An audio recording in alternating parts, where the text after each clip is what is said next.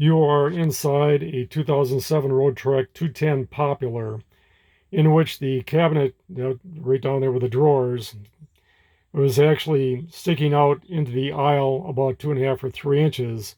On top of that is a pull-out countertop versus the winged spare table that's used in the Versatile and the Adventurer, I believe it is.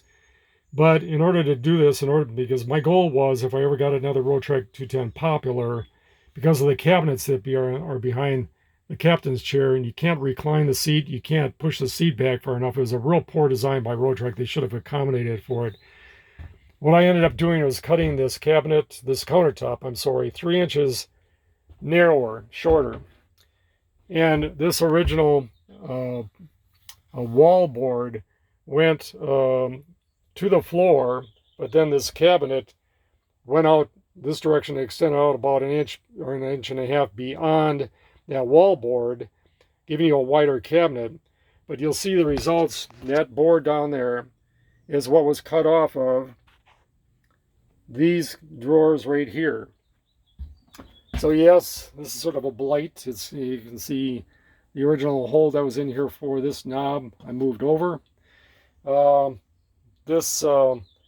The shelf now is actually a maple board. I found at a local thrift store. It was a shelf made by IKEA, new in a box, along with hinges and everything else. I just cut it a little bit narrower to slide out into here.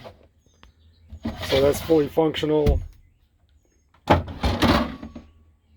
This original thermoform tray fits nicely in between the 13-inch width drawer that I cut. But if you take this out, up underneath here, there is a pull-out cutting board. That's also narrower.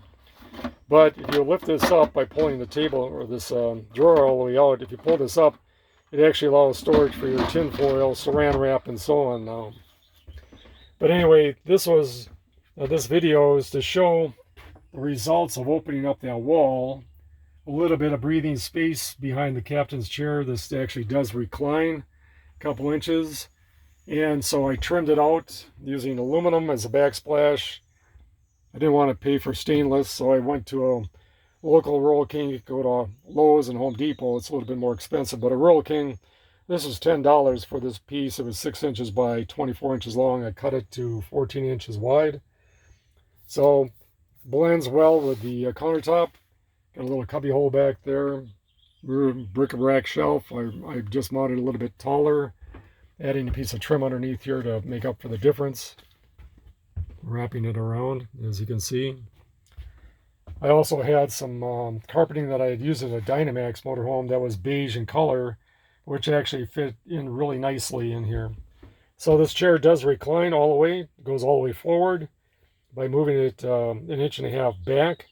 I had to bridge the two studs in the framework because it is only about 13 1/8 center to center. In order to move it backwards, I ran out of the original frame. So by using some 1 inch wide flat bar, 15 or 16 inches long, I was able to re-drill holes. And you can see at the bottom where the stud is, that flat bar extends out a little bit beyond, but it doesn't interfere with anything.